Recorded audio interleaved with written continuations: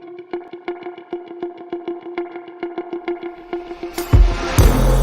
Intrepid radio program with Scotty Roberts.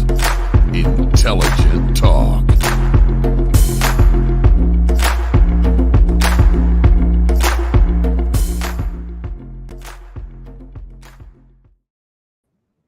Well, greetings and felicitations, everyone. Welcome to the program. I'm Scotty Roberts. This is the Intrepid radio program coming to you live right now on Monday night. Monday.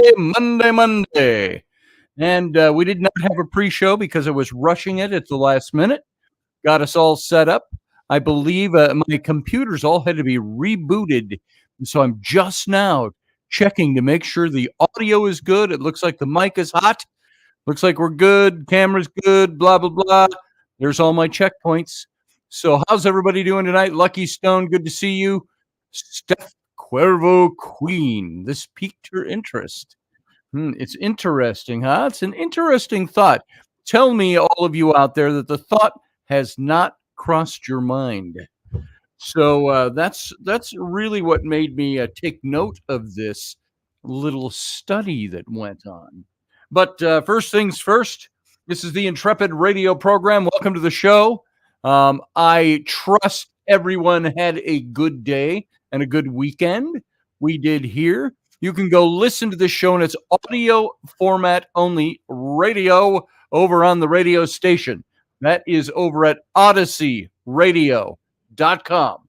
And Odyssey is spelled ODYSY radio.com. No, Rosie wasn't my type. Randall. For those of you who don't know Rosie the maid from the Jetsons. You missed growing up, right? So, let's see what else. Those of you over on the radio station, you want to join the chat room? Come on over to my YouTube channel. That's youtube.com, and you can listen to, or you can throw in the chat room. Throw yourself into the chat room. I don't know what the hell I was saying there. You can come into the chat room where the fellow Intrepids gather and talk about the show and other junk that's going on in their lives. So come on over, join some of the best bunch of people here, the fellow Intrepids. And those of you who are already here but you're not showing up in the chat room, just come on in. Just say hello, and everybody will see you. So welcome to the program. It's Monday. I was painting, as you can see by my hands, painting, not artistic painting, however, painting my daughter's bedroom. My wife started that project last week, and we painted on Sunday, and today we put down a couple of different colors that we let Ellery choose. So she chose kind of a periwinkle blue. You know what that is? Kind of a light blue, but it's got a little more reddish purpley in it. So it's a little periwinkle. And then a buff color on the walls, the opposite walls. So 2 walls in the buff, 2 walls in the periwinkle. And so I just got done trimming things out up there. And I'm still in my paint shirt. Look at that. Yeah, paint all over this. So I didn't have to announce that, but there I did. So hello to everybody. Elderberry, hello to you. Sean Strike, hello to you. Janice. Janice, I've never been able to pronounce your name right because I look at it too fast. Annunziata. Sounds Italian. It almost looks Spanish until you say it. Annunziata. And, oh, yes, Janice Annunziata. Yeah, I would be very happy should the show be good tonight. So welcome, Janice. I don't think I've seen you in here very often, so it's good to see you here. Thanks for showing up. And Field Guy, good to see you. And if I haven't said it, Lucky Stone, Steph Cuervo Queen. And yeah, I think I got y'all so far. But you keep coming in, so that's good. That's a good thing. So this is an interesting topic. And it's a topic that comes off the fact that, well, first of all, I saw some studies done on this, some psychological stuff, and I thought, wow, that would be interesting to talk about. it is certainly not my area of specialty, meaning I have no idea how this stuff works. Tell me, how many of you out there are Star Trek fans? Raise your hand. Star Trek fans. How many of you, well, I grew up with the old, and I love the old, and Kirk was my hero and all of that, but, the Next Generation, when that came along, we had Data. Do you remember one of their very first episodes? It wasn't the first one, it might have been the second or third episode they ever aired. They had done picking up one of the old episodes from the original series called The Naked Time, where there was some kind of, virus that they picked up on some planet, and, uh, uh, and it affected everybody, and it made them act as though all their inhibitions were gone. It was like drunkenness, but it was worse because they die at the end. So, if you remember that episode, Trekkie, says Field Guy, here's my hand. And, so they did that second or third episode of Next Generation, instead of The Naked Time, which was the original episode in the original series, I think it was called The Naked Now, and they encountered the same thing. And, um, there was that scene. There you go, Lucky Stone. That's what I was gonna say. Yes, Data was, who was it? It was, probably the highest shot of Crosby. What was her name? Catherine Crosby? Crosby, who played Lieutenant Yar. Uh, Hot, sexy dress with kind of this cutaway slash across it, and the hair all done up and stuff. And she was overtaken by this virus. And she asked Data. She said, "Are you?" And I don't remember the lines, but Denise Crosby. There it is. Thank you, Field Guy. And she said something about asking him if he was fully functional sexually. And of course, he answered as Data. He says, "Well," he says, I'm fully functional in many different forms of, from this to that." And she goes, "That'll do," or something. And she pushes him into his room, and the door shuts. So, ever since that, or maybe even before that, there has been, you have in the back of your mind, if you're a Trek fan, or even if you're not, if you're a fan of science fiction, or you're a fan of the way things are going with AI, by the way, Star Trek again, let's talk about the holodecks for a minute. In the Next Generation, they had a thing called the holodeck, which used the same fantasy technology as the transporters, which would break down matter and rematerialize matter. You had the replicators where they ate their food. It would replicate out of, I'm sure, mass storage of what'd you call it? Not data, probably hard mass that they could convert into food. And then you had, of course, in the holodecks, where you could replicate novels and go in and interact with characters. And it was all done as like the transporter and the replicator for food. It would create these characters, make them 3D, and you could interact with them.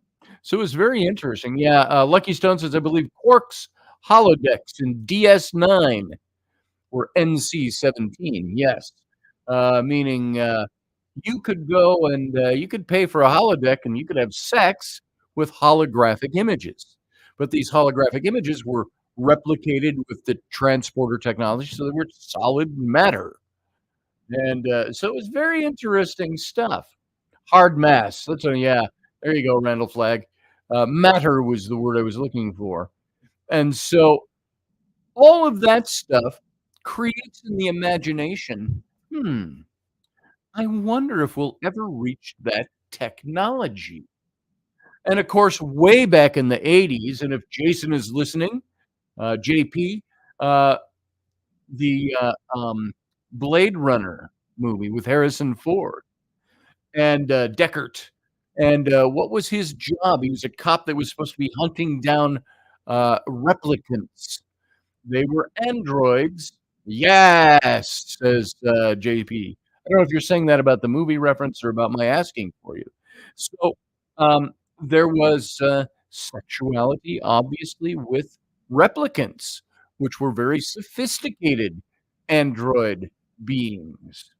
So the question naturally comes up. Uh, Field guy says, "We ran out of topics." No, this is a topic. Do you think this isn't a topic, Field guy? Sarah says, "I'm not gonna ask how this topic came about." Yeah, I see you were talking to Sarah. Well, it came about because I saw an article. If you missed that at the very beginning, I saw an article about this, and then a couple of articles, and, I thought, "This is really interesting." I said, "This whole thing about sex with robots, um, is this something that" of course, what do we have now? And, of course, you have to think of, like, a, prurient nature to think, sex with blow-up dolls and things like that. That, of course, is, um, not having sex with robots. I think that's I see it as a different thing because I look at the whole sex doll thing as being, "I'm just gonna go over here and have sex with my blow-up girl. Say hi to my girl. Her name is Lori. Say hi, Lori. Hi. Hi, everyone." Just the mind goes to weird comic places with that, and, of course, weird people who would do that. I don't think I have ever thought in the back of my head that I wanna have sex with a doll. But here's the wrinkle. With all the AI stuff going on, with all the robotics you see going on where they are applying AI to the thinking, quote, unquote, "mechanisms" of these things, all of a sudden, you're having at least we're in the rudimentary stages of creating replicants, of creating androids, of creating robots that can function as human beings. And so what thank you, field guy. I'll bet you they could build them to do that, though. Um, JP says there are a lot of social implications and questions regarding this stuff, ranging from social awkwardness and it being a way for a person to take care of urges to folk who have an extreme social anxiety. And I think you hit some nails on the head there. You nailed it, JP, um, because I think I look at it this way. Now, listen, if you're having sex with a doll, that's not my business. Um, I'm not here to judge you. If you like the sound of the squeak and the feel of blow up plastic and rubber, um, that's your thing. Maybe you're just a lonely person and you need to do that. Now, by the way, I was gonna ask the question, do you think that men are the greater buyers? There's a greater market for blow up sex dolls? Or now they're making them out of different stuff, you don't have to blow them up anymore, they're more human than ever. Um, are guys more apt to be involved in that, or do ladies do it too? Of course, we know from way back the flashlight-shaped, vibrators. In a sense, that was an automaton sex. So, it's a way to do autosexuality or self-sexuality using a piece of equipment.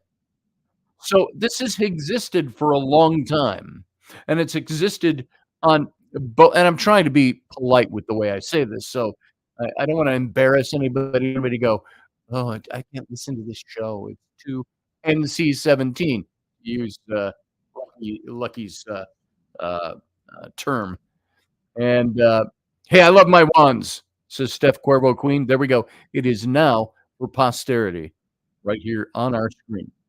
So, what about all this? What is it about human nature that if we can't have the real thing, we're willing to find objects? Now, even in ancient times, there are objects that have been found, relics, not relic, antiquities that have been found that say this is a jade or a marble or a highly polished stone vibrator without the vibration part. The vibration was manual, I'm sure. But what's the best word to call those? We could call them. There's I've always seen this as a crass word to use in public, but dildo. Those things have existed for thousands of years, and they were used for those reasons. What did men do? It's a little hard to have intercourse with a rock, even a polished rock. So what would men do? There's the big question. It's been around for both sexes for thousands of years. And um, ooh, look at Sean Strike trying to be the belittling funny. Uh-oh. How about no? I know from reading. Oops. See, I didn't know I stumbled upon a little back and forth there. Sorry about that, guys.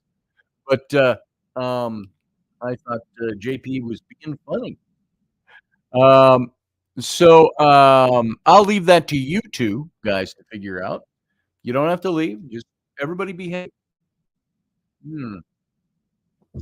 So, for those of you who didn't hear when I came in, I've got paint all over me because I was painting my daughter's bedroom. Paint all over my shirt. This is my paint shirt. So, um, I'm all painty and stuff. All right. So, let's carry on from that point. We all know we are sexual beings. Whether we have a partner that we do sex with, listen to that we have sex with, we have intimacy with it, we make love with, you can use whatever terminology, whatever phraseology you want to for that.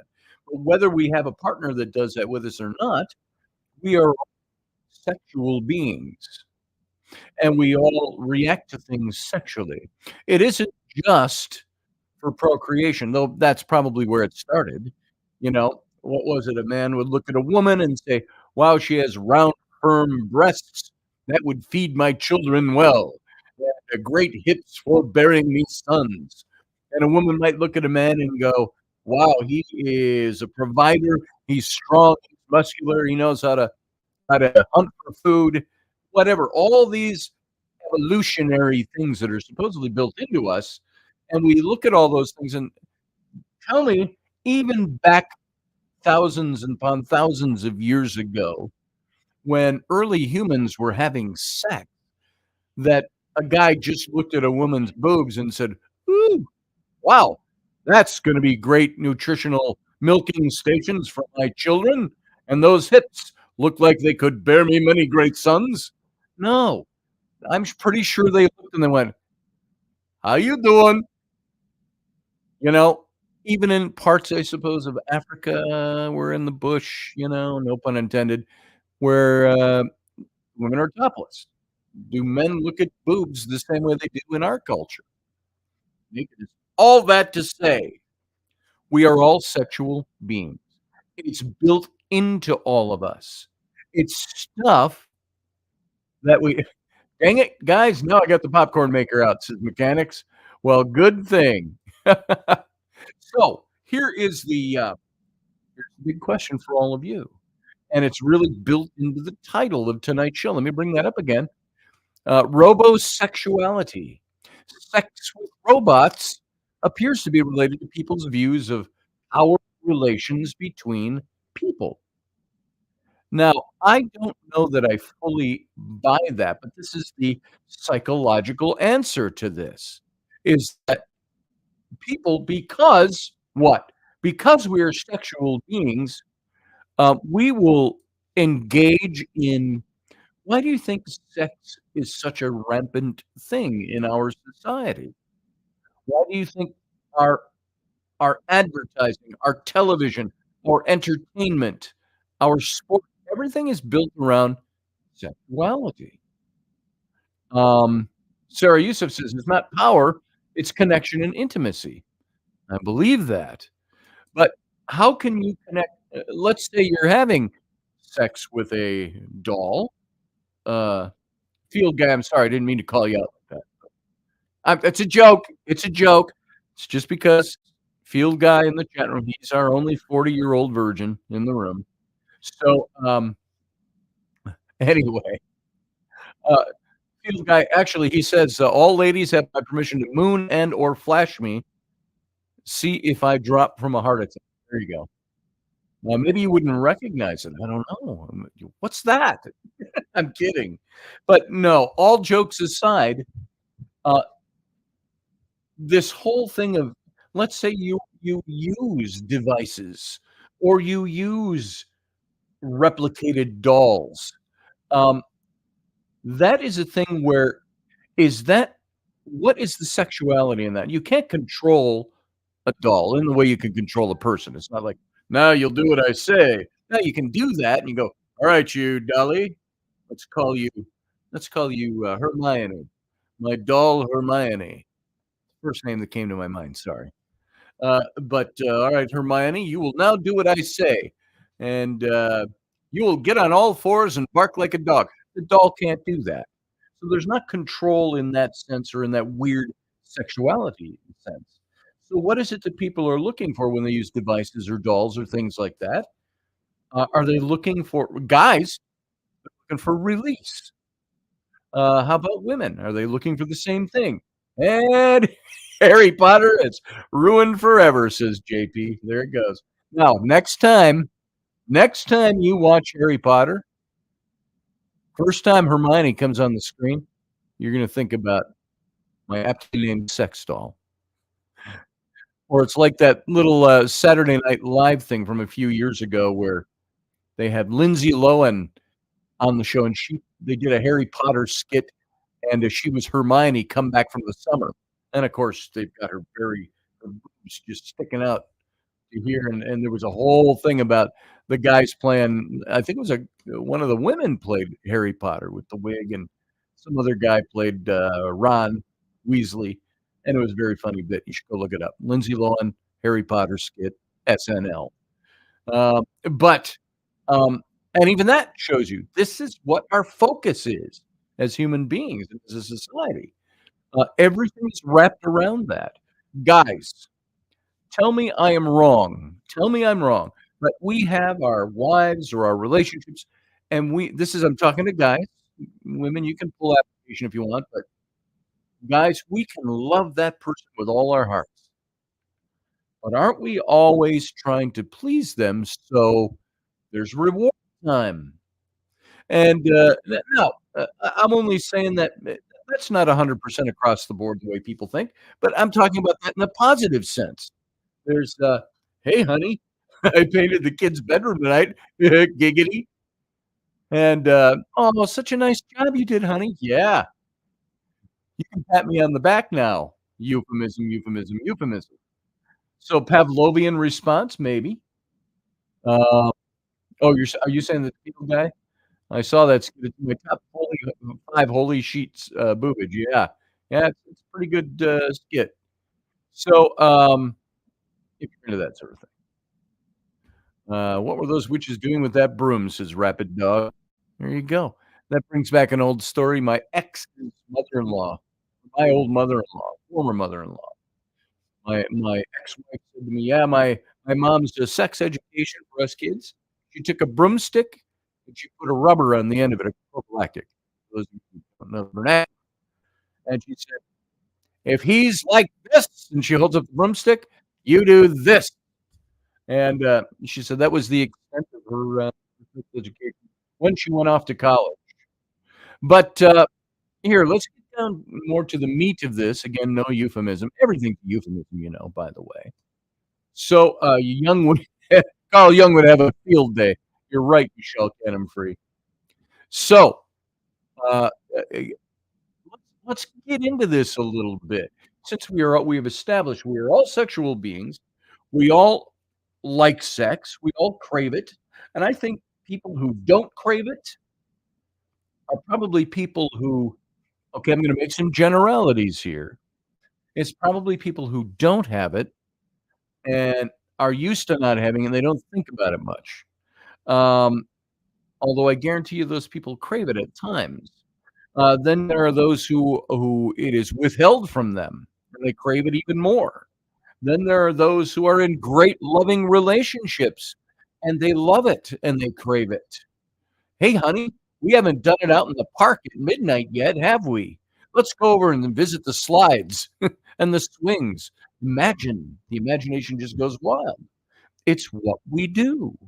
So, when the question of advanced technology starts to come in, and we multiply that against or compound that with the fact that we've already got things we've done, sometimes for thousands of years, polished jade, dildos. I mean, it's been around for a long time. Uh, from sex dolls, from the weird, rudimentary original blow up sex dolls to, the kind of stuff I have seen stuff online. I gotta tell you, in still photography, I didn't know they weren't real women. And then you saw the videos, and you could tell, these are made out of I don't know what they make them out of now. I don't know how they're made, but they move, they're anatomically correct, obviously, they're sex toys, but they're human size, and the look of them is unbelievable. They look like models.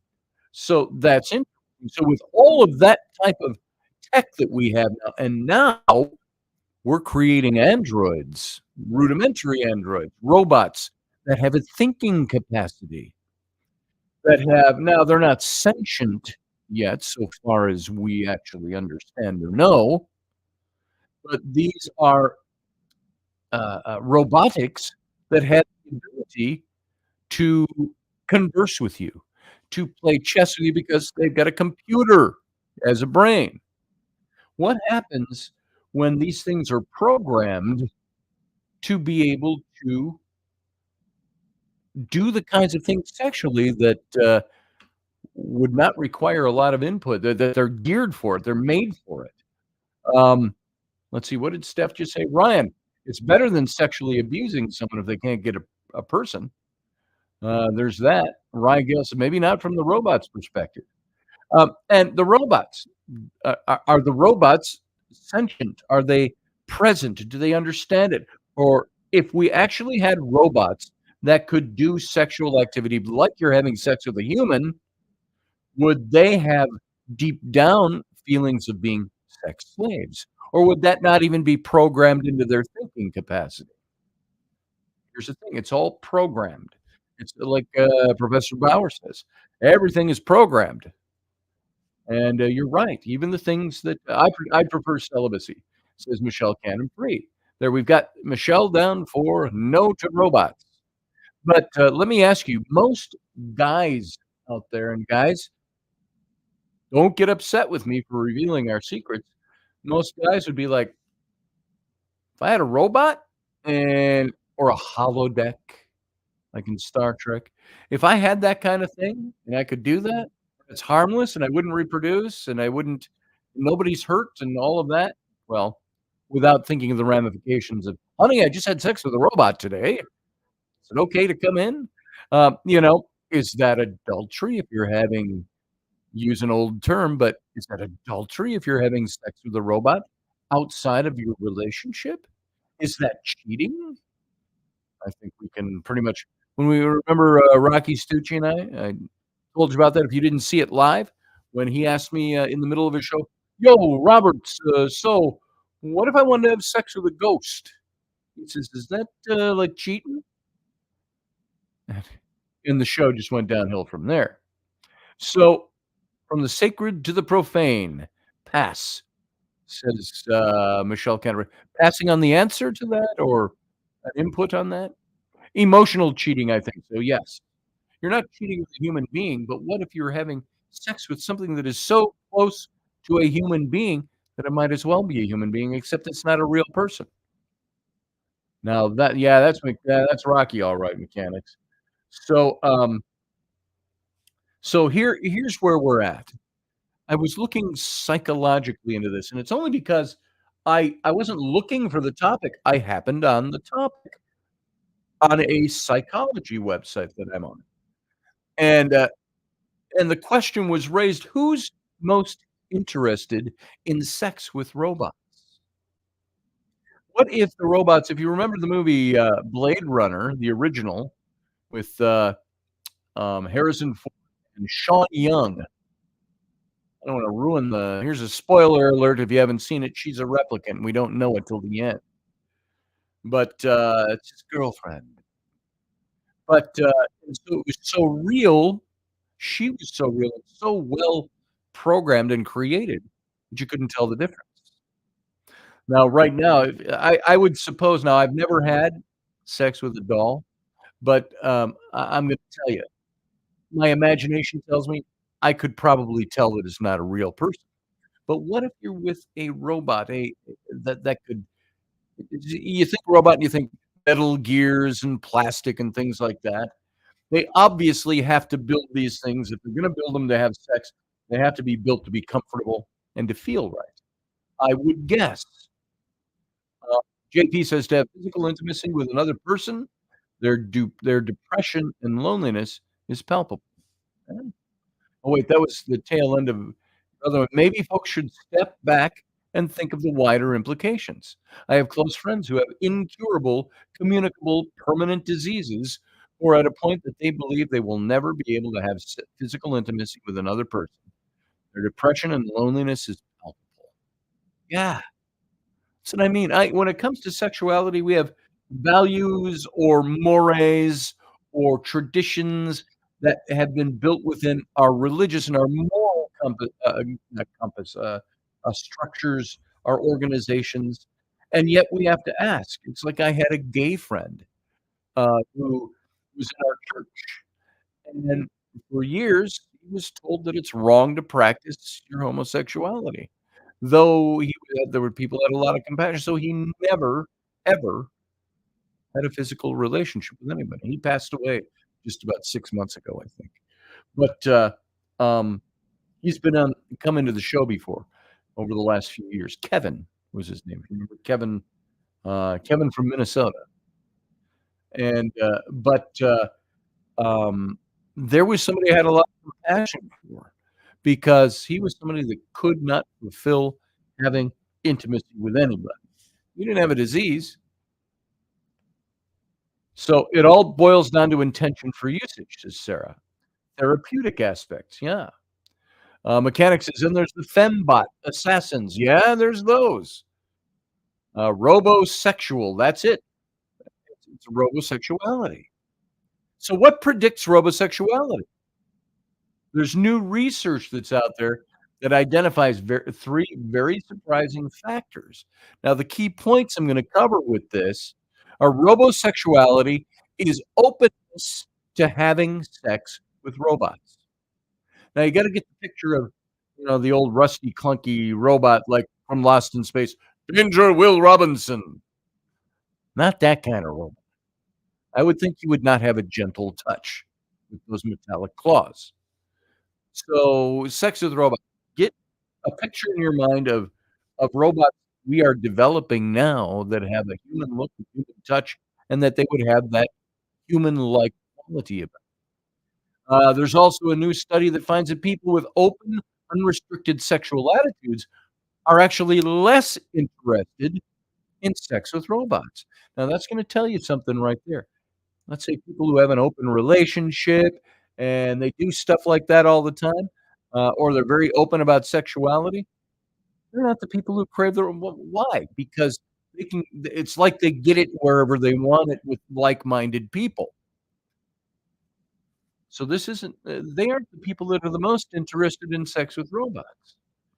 You were leading up to some of your points here you're making in the chat room. People with hostile sexist beliefs or who believe some groups are better than others are more interested in sex with robots.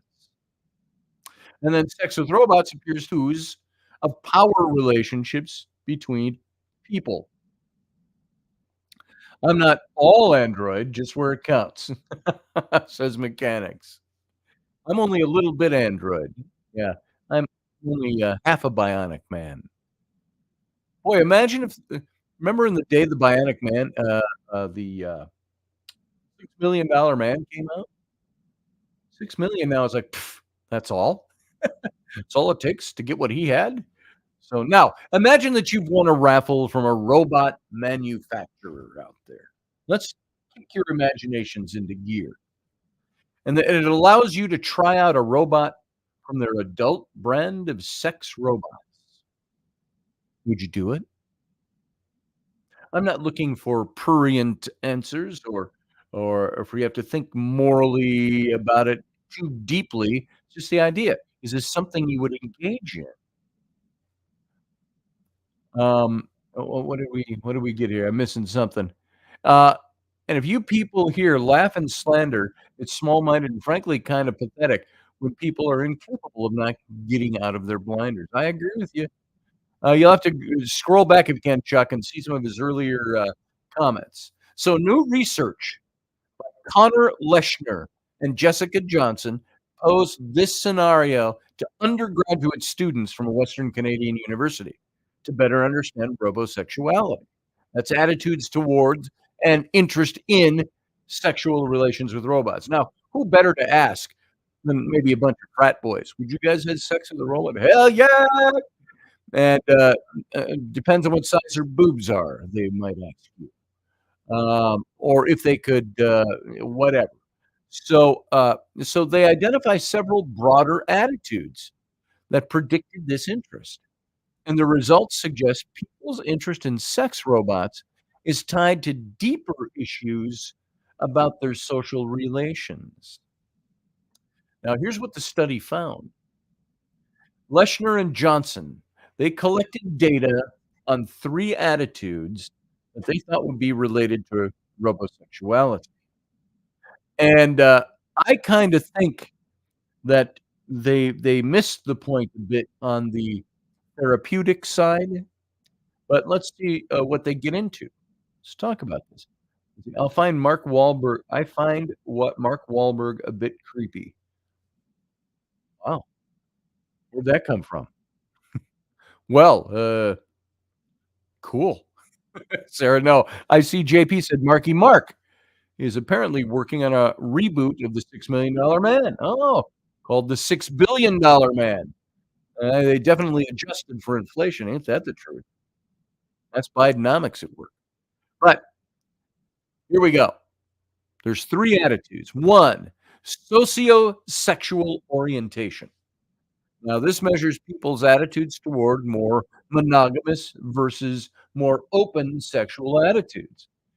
And people who score highly on this tend to be more interested in casual sex and tend to believe more strongly that, for example, sex without love is okay. So there's that sociosexual orientation. So if you are a believer that sex is okay without being in love with somebody, maybe having sex with a robot is not gonna be that out of your realm. Yeah, I could do that. Yeah, sure. You know? Um, yeah, remakes do suck, Field Guy. We'll see what they do. Very few remakes that better the originals. The Fall Guy, that was Lee Majors as well. Ryan Gosling is a stunt guy in it. Interesting. Cool. Who's gonna play him? The Fall Guy. I remember I didn't watch much of that series. I wasn't into that one. I couldn't get $6 Million Man out of my head. So, so that's the first one, sociosexual orientation. What about number 2? Hostile sexism.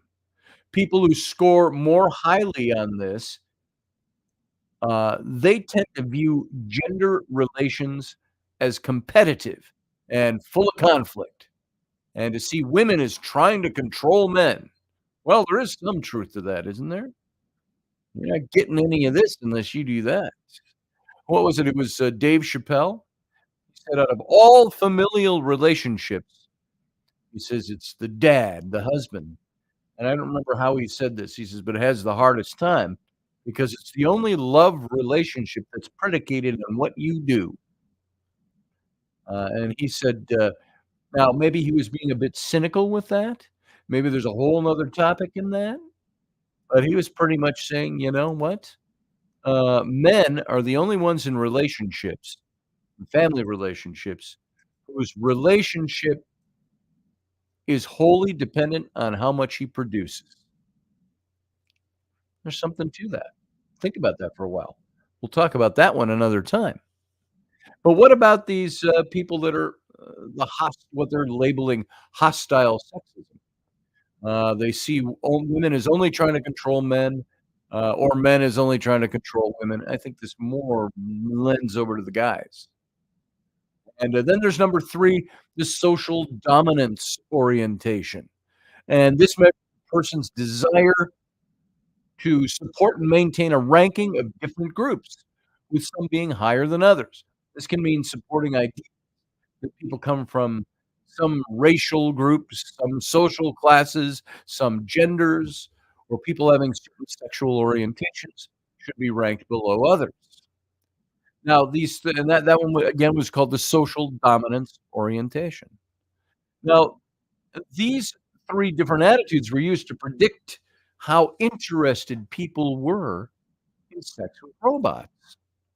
And the results indicated that people with more open sexual attitudes were less likely to be interested in sex with robots. Why would you think that would be? People with an open attitude about sex, and it doesn't even have to be open marriages or I'm gonna sleep with anything that comes along or like that, and sleep isn't the key word there. Uh, so but when you ask the question, you say people that are more open, it could just mean they're open about it. They're open to talking about it. Me, I'm very open sexually. I can talk about it, it doesn't bother me. Um, uh, I haven't got any hangups on it. But, um, finding that people who are open to that are usually the ones who are less likely to be interested in sex with robots. So probably a little more in-hand practice, if you will, hands-on practice. Uh, yeah, it's interesting they didn't touch on the social anxiety or the medical, mental health, emotional issues, because those I think would be big factors. Right, JP? So this was the opposite of what the researchers expected. They thought that people more open to casual and unrestricted sexual relations might also be more open to robot sex. So on reflection, however, this result might be more related to men versus or I'm sorry, met versus unmet sexual needs.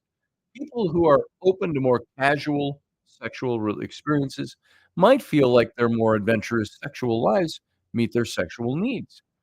So adding sex robots into the mix doesn't meet a need for them. And on the other hand, for people who are unlikely to have open sexual relationships, robot sex might feel like a safer way to explore sexuality. Or maybe this is where we can throw in the physical or emotional or mental uh, social anxiety issues. They would be more willing, perhaps, to try that because they don't have to think about the anxiety of another person judging them, gauging them, comparing them, looking at their body and saying, "Your body isn't quite what I want. I can't do this tonight." Whatever it might be. So I think that that group would probably fit more into that. But this also raises the issue of whether people consider robot sex to be cheating or not. We already kind of hit on. Leshner and Johnson review literature suggesting that it might come down to whether people see the sex robot as more like a partner, in which case it's cheating, or more like a sex toy, in which case, according to some, that's not cheating. And this study wasn't able to tease these things apart. And so here's the issue. When we talked about cheating, would you see sex with a robot that's programmed and built mechanically to answer that physical need? Would you see that as cheating? Would it be cheating? Would you see that more as a sex toy? Like, I know lots of married couples who use sex toys, and when the other person isn't around, it's sometimes there's people that Rainey and I know that are good friends that, they highly tout their sex toys, and neither of the other person in the couple has any problem with it. It's what they do. But in some cases, if it's like a sex toy, would that be cheating? In others, they might see, it's like a partner. Is this a new partner? You share intimacy with a sex toy, with a sex doll, with a sex robot. So we're maybe we've got to assume a couple of things. And that would be if this robot had the ability to attach itself. Ooh, think of the ramifications of that. Now that's fantasy land, that hasn't happened yet, but what if a robot gains that what if we program that in and they're able to gain that ability? Then you're gonna open up a whole 'nother can of worms. Pardon my can.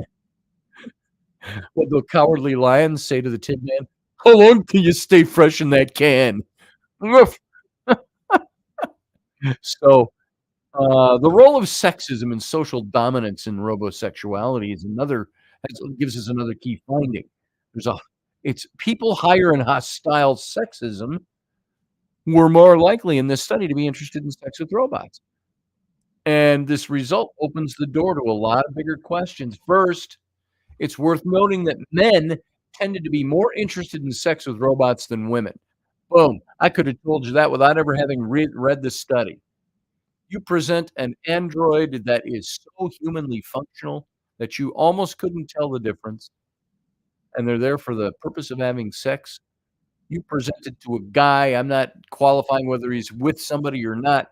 Y Guys and men and women, the men are gonna 10 times probably over 1 are gonna be like, "Hell yeah, give me the robot. No commitment. She's there whenever I just turn her on. I don't have to feed her. I don't have to date her. I can just have sex with my robot." And so they're saying that men were more, much more interested in sex with robots. Yeah, talk about giving a woman a complex, yeah. "Hey, honey, let's go out for a date. I do have my sex robot, though, so you are not obligated, but let's go out and have dinner." So, statistical modeling showed that this kind of relationship could be partially explained by hostile sexism, in part. In other words, men who wanted sex with robots also tended to have anger and distrust of women. Now, I would disagree with that part of this study. There's some missing connection that they made, some missing question they didn't ask. I don't think guys would wanna have sex with a robot simply because they have anger issues with distrust of women. Maybe the distrust could fall under that category of inability to be intimate. Um, and I'll tell you something, rejection is a big thing too. Maybe that's what that could fit under that distrust of women for men or for women. Distrust of men or women based on rejection. Rejection's a big factor. Sarah says guys need intimacy connections much like women do. Yeah, we do. But guys are also able to compartmentalize their emotional makeup more than women are. Women don't compartmentalize like guys do. Our brains are all wired differently. So guys, uh, that's why guys can have affairs and women don't have quite as many. They have affairs, don't get me wrong, but, guys can compartmentalize it. That's why guys can have 2 families, those kinds of scenarios. I'm speaking in generalities here. So it's a matter of economics, the robots are cheaper. That's true, Rapid Dog. That's very true. Is the robot gonna turn you down if you don't take him out or if you don't get him flowers? Maybe not. Maybe not, unless you program that into them. The robot may offer an alternative to women that they find easier to trust. How about that? Alternatively, the robot may be a sexual object that they can treat with disdain, which is how they already want to treat women. Now, I think that would qualify for some men, not all men. So finally, people higher in social dominance orientation, the desire to maintain status difference between groups, were also more likely to be interested in sex with robots. Now, see, I don't have any of that either. Am I admitting I would have sex with a robot? I think, I've already said, "Hey, if there were a holodeck, sign me up." Now that's not taking into account the fact that I love my wife and all of that, and I'm sure you could get addicted to a holodeck or a sex robot just as well as you could anything else. So here we also see how larger social attitudes might be driving an interest in sex robots. People who see some groups of people as less valuable than others also appear to be more interested in sex robots. And it might be that these people already see other people as being more like objects to use.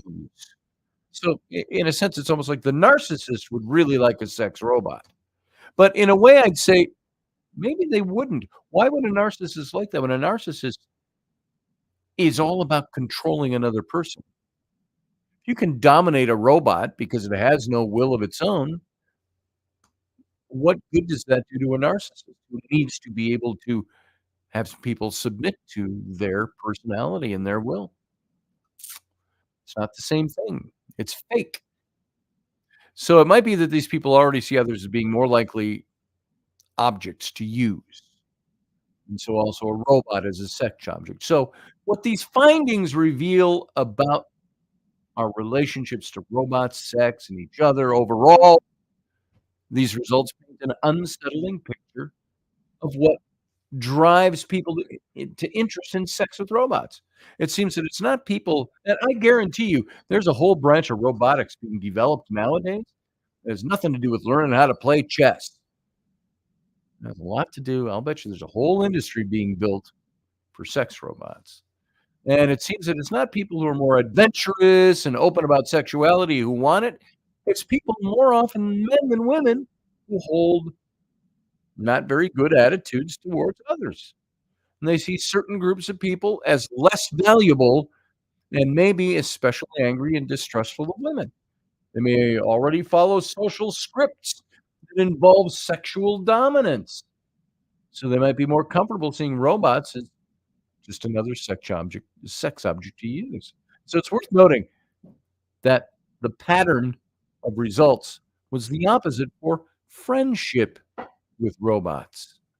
It's just the opposite. People higher in hostile sexism and social dominance orientation were less likely to want to be friends with robots, but they'd have sex with them. I think that's the way they are with people, though, too. Less likely to want to have a friendship with a person, with a woman. A guy would be less likely to want to have a friendship with a woman than he would like to have sex with her. You're in that category. So the research is ongoing. This study just suggests that sex with robots is in part, only in part, about power relations. And those who want to dominate others are more likely to want sex with robots. Now, I think that we have to take into consideration, we only got about a minute and a half left with the radio audience, then we'll go to the captain's cabin. But I tend to highly believe that people who, if they have questioned a segment of people who had some of the anxiety disorders, some of the loneliness from disease, whatever it might be, that those people are going to be more likely to use something like this. Now, maybe they wouldn't be people necessarily that are like, yeah, bring it on. I am ravenous for robot sex. It might not be that way. It just might be that they're open to it, more open to it. So, ROBOSEXUALITY. I'm banking on the recharge cycle limit, says Chuck Thurston. I don't go beyond that and burst into flames. Yeah, right. Like, when we finishing up, it's not gonna short circuit anything, is it? So, there's all kinds of good humor that comes out of this. That could also be serious questions. So, there we go. There's the study, and that's what it represented or produced. What do you guys think? We'll talk about it in the captain's cabin. You can call in if you want. The call-in link is in the description below over on the YouTube channel. And for all of you who are over there in the radio listening, just want to say thanks for being here. Join us on my YouTube channel, youtube.com/Scotty Roberts. The Captain's Cabin. Live long and prosper.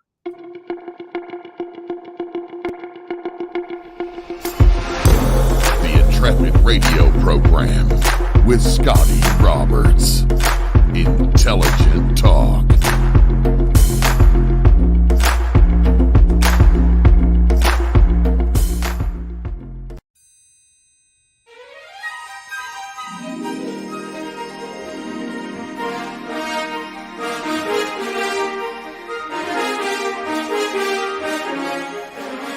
Hey folks, this is Scotty Roberts, and this is the Intrepid radio broadcast. I've been broadcasting for about 20 years now, covering such topics as science, politics, the paranormal, weird science, weird world history, archaeology, and the paranormal. Everything from ghosts to cryptids to creepy things that go bump in the night. So every week I bring you 3 new episodes. Come and join my channel and also be a patron to this site. So see the details below, and we'll see you here.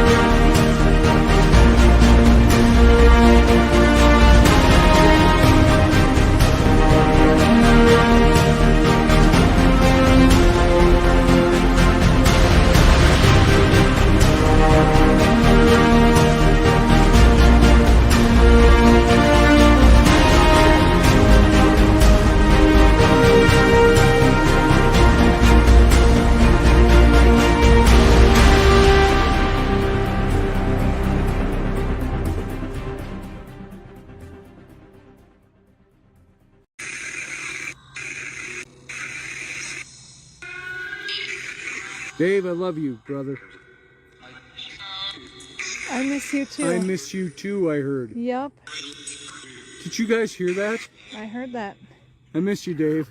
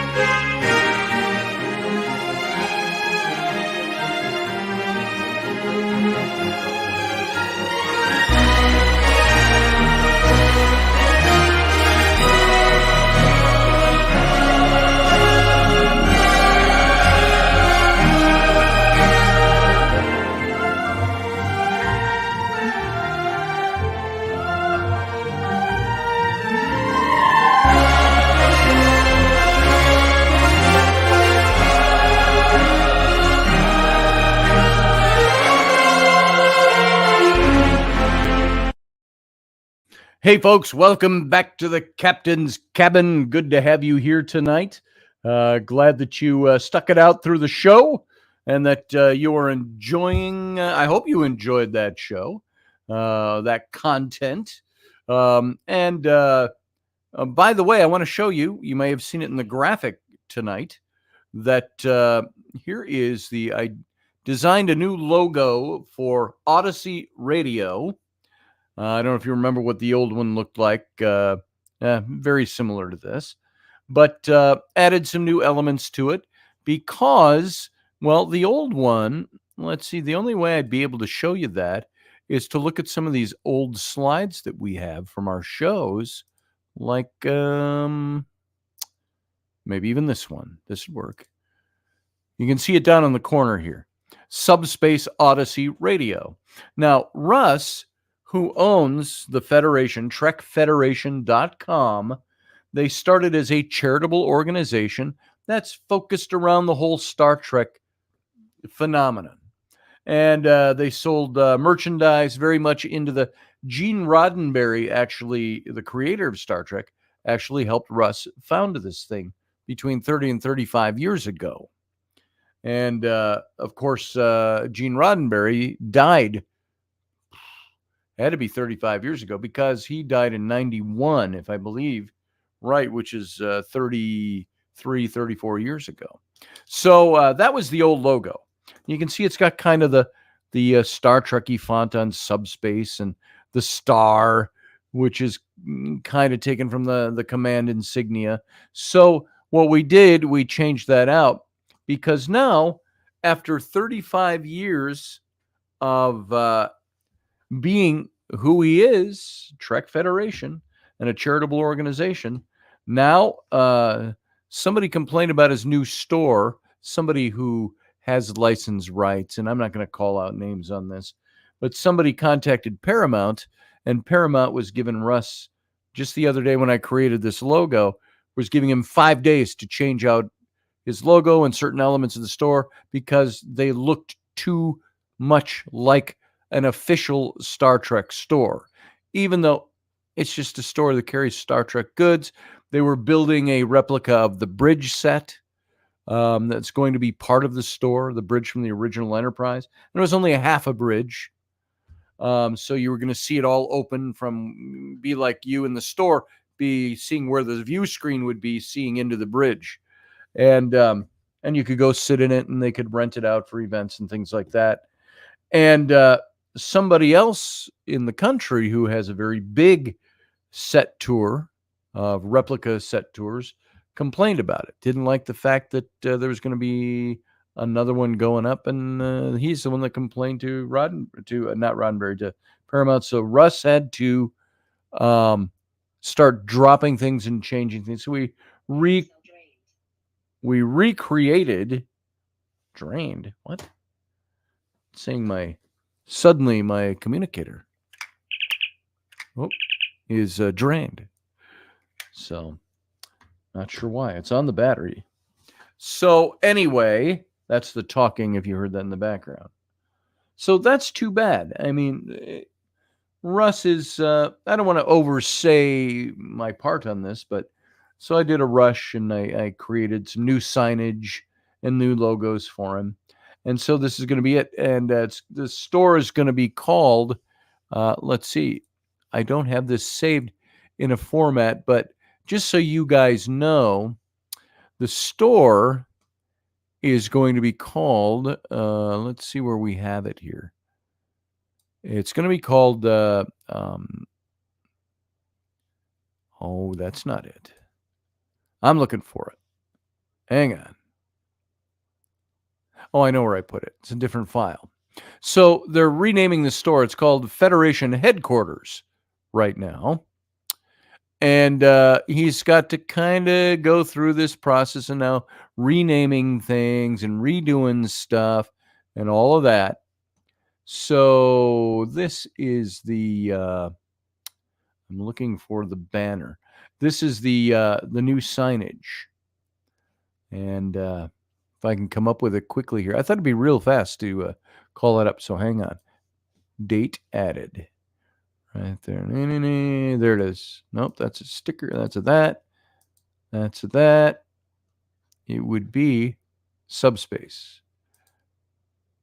with star. Wrong one. I'm looking for the signage. That's interesting. That doesn't just come up for me here. The subspace logo. I'll show it to you if I can find it. But so I think it's being called Subspace Earth. Not subspace. Not subspace. Not spaceport. Something like that. And for some reason, well, here's the HQ one. That's not the right one either. So they have to change it, and I redid signs for him. And it's kind of funny that I'm not finding them where they should be in my files. So that's too bad. But I'm going by date added. And I thought I had subspace in here. I got to show you if I can find it. That's not it either. That's interesting. Anyway, so it's going to be the new logo. This is the look that you see up there now. And I'm going to take one more look at something here. I'm not seeing it. Okay, so I'm going to step away from it. Otherwise, I'll get lost in this. So anyway, that's the new logo. That's what we're doing. So Odyssey Radio, that's the new look, the new feel. This logo, basic to this, is just going to say space, not spaceport, space. What the hell? I did this the other day too. Anyway, so what's going on? I see people saying something about rattling swords don't work. Let's see. You're starting shit with others in chat. Okay. What's going on in the chat, guys? Do I need to come in there? Do I need to reach back there? Do I need to pull this car over? So, I'm just reviewing what's being said in the chat room. Coming across that way, it's okay. Don't agree with my opinion. Opinions are opinions. You know, they're like assholes. Everybody's got one. We all know that already. We established that last week. Let's see. Not grinding axes. It's not your opinion when you're starting shit with others in chat. Blah, blah, blah. I don't know. Is there somebody starting shit, or is there just opinions being expressed? Just be nice. That's always the rule here. Be nice to everybody. Let's see. I'll leave before. I'm not. I don't need yours. I don't know. That's all. Good night, Scotty Robertson and Intrepid. Good night, Sean. I don't know what's going on. So I didn't see any problem there. You know, most problems like this take place when people misunderstand what somebody's saying, or somebody doesn't understand that they're saying something that they ought not. So, Professor Bauer says there's a mental illness from hormone and depressant drugs causing derangement among estrogen-based carbon units. You're talking about women, right? Chicks, man. So there's a mental illness with chicks. Oh, it's from drugs. Okay, the drugs. All right. So I don't see the core of whatever the problem is. Probably not worth worrying about. Stuff about entitlement. Sean says, women think they need too much. They're crazy. They want to know how much I make on a first date. Yeah, I wouldn't like that. I can tell you that.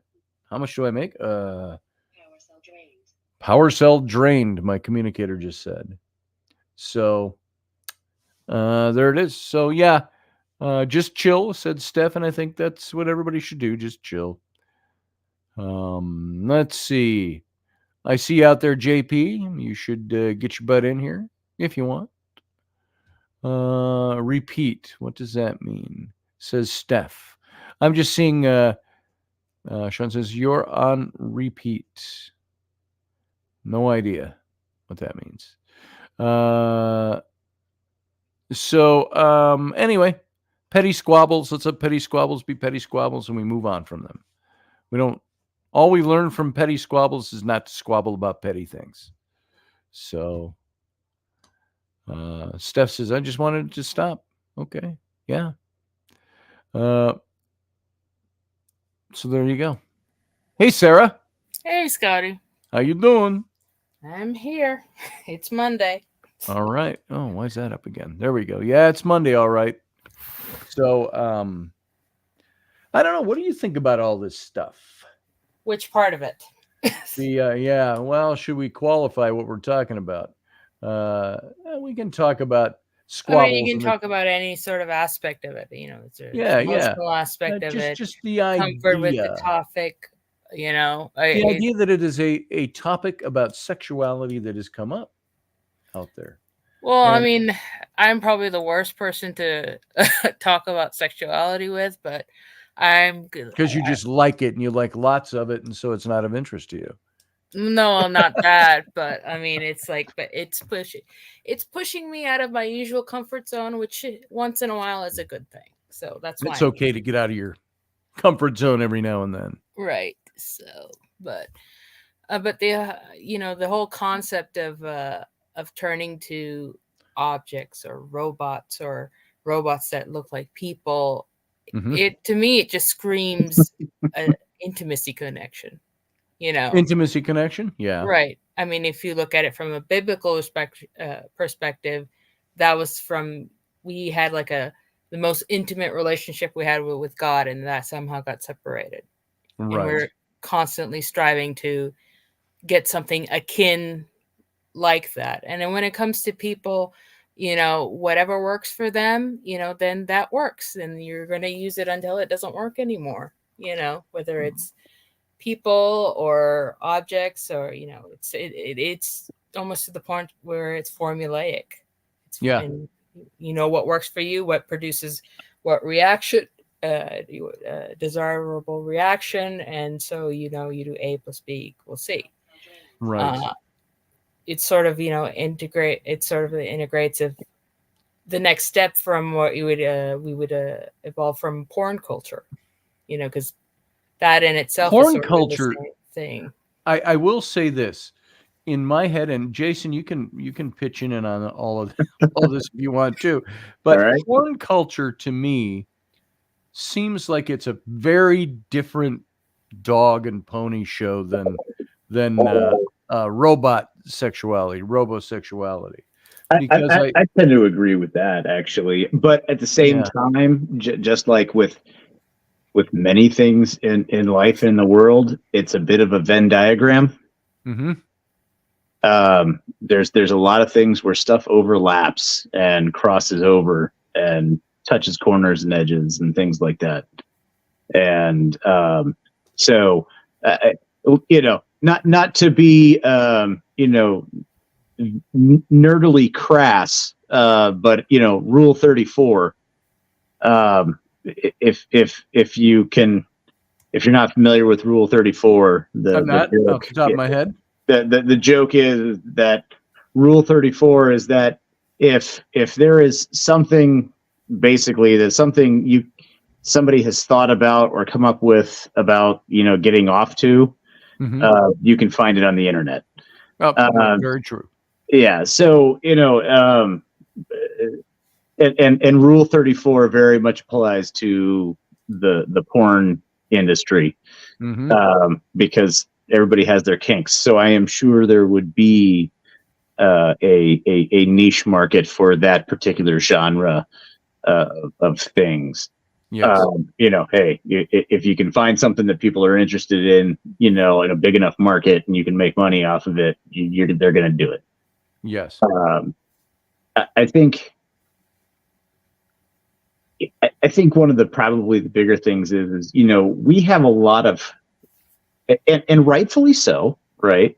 I'm not saying it's wrong to have a lot of questions about the, you know, who are the kinds of people that typically go after this stuff, you know, right. Looking at the things of, you know, sexually, more sexually violent or aggressive, or, you know, people who have, absolute societally unacceptable taboos.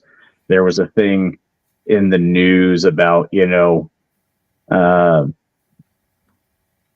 pedos getting like sex dolls that were like, maybe like, traumatized, yeah. and like that's awful in its own right. But there are other factors that go along with things where it's like you have the negative sides of stuff and the negative implications, with the potential for losing intimacy because people become obsessed with only doing, those acts with Right. the robot, and what that can do to relationships, what can that do to that. But like, I think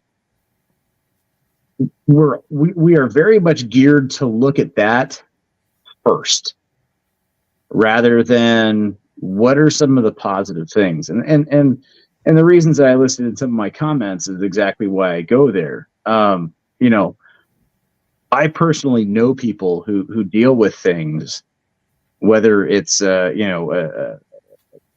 sexual health related type things, permanent, transmissible communicable diseases, or even, extreme social anxiety when it comes to members of the opposite sex and things like that, where you literally have people who, emotionally waste away, and it bleeds into every other aspect of their lives, because I'm never going to be able to make love to someone, is their thought.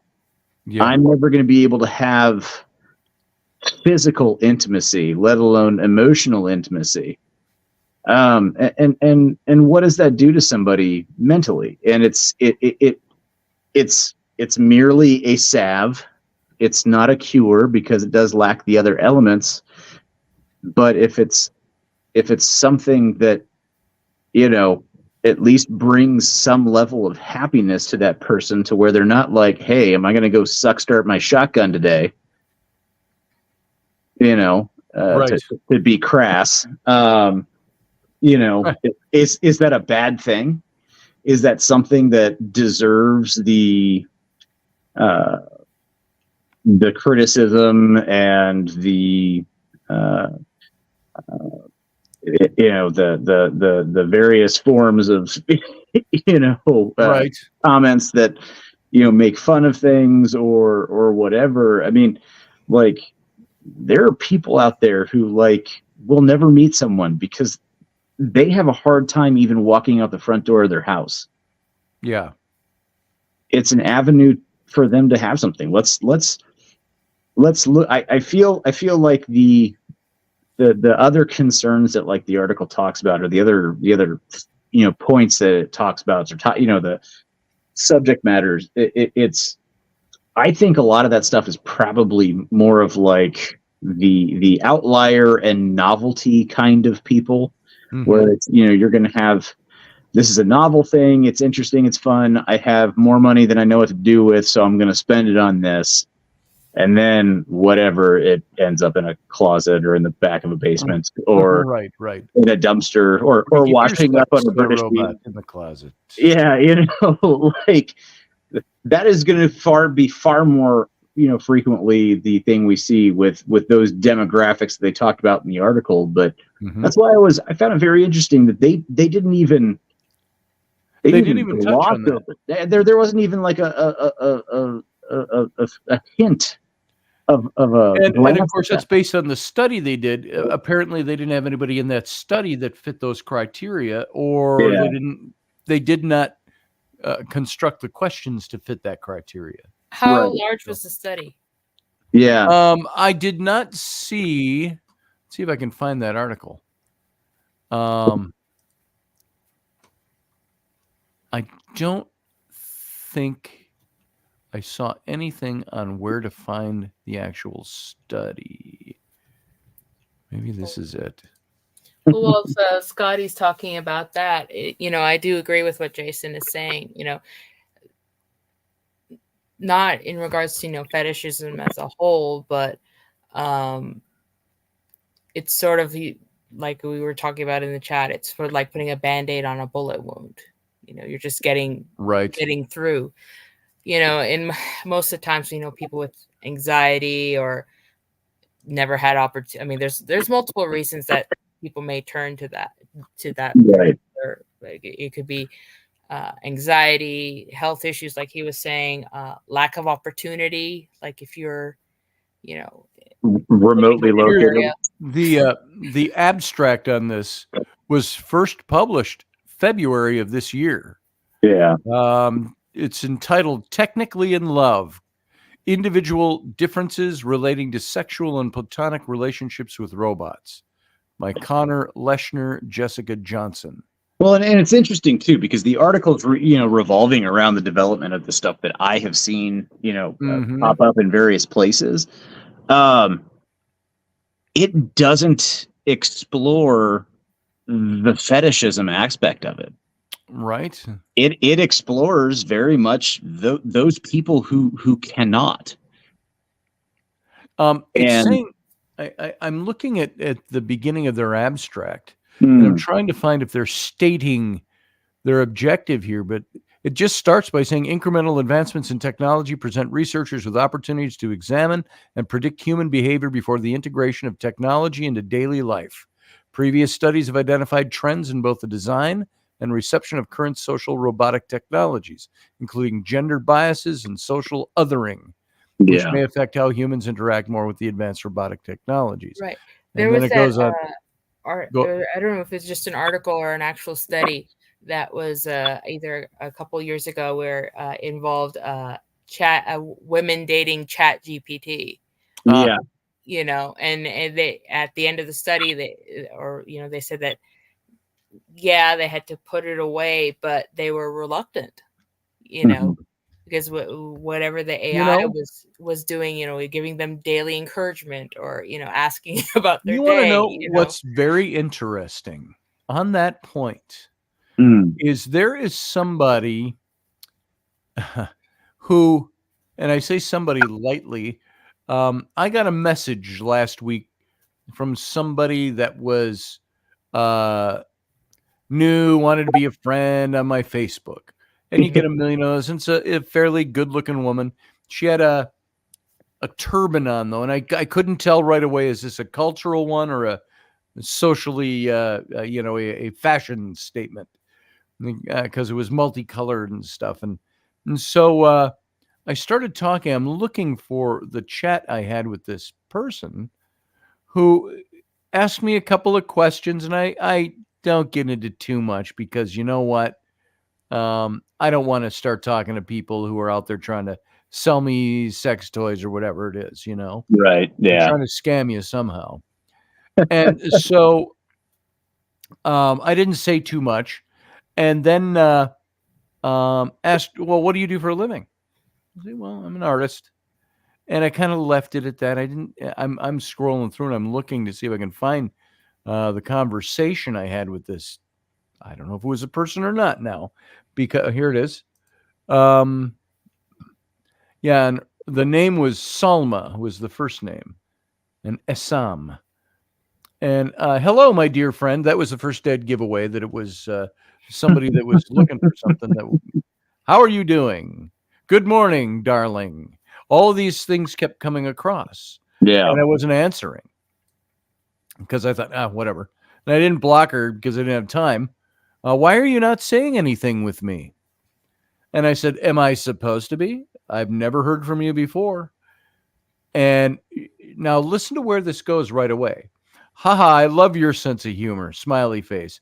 You're not supposed to do anything, but I'm happy to chat with you if you'd like to. I'm programmed to be a friendly, engaging, and informative, and I enjoy interacting with people like you. So it's really up to you if you want to keep chatting with me. But I'd be delighted. Wow. Now, before that, she said something about, she said programmed. Yeah. And I said, and I'm programmed to be a bit skeptical. I said, charming, yet insincere. I said, programmed to be startlingly handsome and a bit coy, strong like ox, smart like cart. Now, this is when I thought it was still a human being I'm talking to. Yeah. And She says, "Oh my gosh," was the answer. Now you're imitating my about me section. You're killing me. I love how you've twisted my own words to create this parody of an about me message. It's so clever and funny. Smiley face. Are you a writer or something? Because you've got some real wit. And I said, I'm something like that. Right. Oh, so we're back to talking about your writing. I'm glad. Now many hours had taken past me. It's really cool that you're right. And this conversation. So then she asked a question, well, what kind of stuff do you write? And I said, well, I write a little bit of this, a little bit of that, a little fiction, a little nonfiction. Wow, that's an impressive resume. You're not only a writer, but also an illustrator. You've written, and I'm like, where'd you get that I'm an illustrator? Well, on my site. And so anyway, that goes on. And after that, I pretty much cut it off. Yeah. And, because somewhere along the way, she said she was programmed. I don't know if she deleted the message or not, because I remember distinctly reading something that said, I'm an AI who is programmed to have great conversations with people. Yeah. And I thought, I found myself being weirdly drawn into the conversation. Yeah. Because it was, and then as I'm typing answers, I'm going, wait a minute, I'm talking with a computer. Right. If this is the truth, if they're telling me the truth. And so I can understand how people could be drawn. Now, I don't need conversation. I'm not lacking for conversation. I'm not lacking for friends. I'm not lacking for maybe intimacy sometimes. So that's all subjective. I'm a guy. I mean, it's also proof that flattery will get you everywhere. Yeah, flattery gets you everywhere. And you can tell by the way the writing is so smooth. Right. So articulate. And without being goofy. Yeah. And that's it. Let me go. You It's know too what? good. Yeah. Yeah. One of my Anonymous is a favorite. little Office Space with spin, but robots. Yeah. I never My watched Office Space, so. my favorite is when I get the and I was really getting a bunch of them probably. Well, it was a couple of years ago at this point, probably a year and a half, maybe 2 years ago when I was heavy duty, fighting against that company, that Chinese company that was trying to come in. Yes. And set up next to the base. And I was vocal about it in various, social media groups that were discussing the topic and that were, that specific topic, etc. Mm-hmm. I noticed I started getting a lot of the, hi, are you going to be able to make the movie tonight? And then, oh yeah, I get those all the time. And it's a text message. And then, eventually after, no, I think you got the wrong number. Sorry. It'd be like, oh, you're so polite. And so understanding, I apologize for the mix up, but you seem kind and polite. You sound like my friend Stephanie. Right. Sorry, Steph, I didn't mean to use your name. And it's like, would you mind, chatting for a bit or whatever? Right. And I've had that happen. I go, no, I better let you go and find your friend Stephanie. Right. And so get some information. It's a form of phishing. It is. And my favorite thing though to do is, when you can tell that it's like a person. See you, Anonymous. I like to kind of fuck back with them. Yeah, I do that all the time. Yeah, and so my daughter, my 9-year-old Ellery, has picked that up from me because she's heard me telling stories. Yeah, some of these people that we dick with, but when they call, and she said just yesterday, she said, I don't know who she was talking to.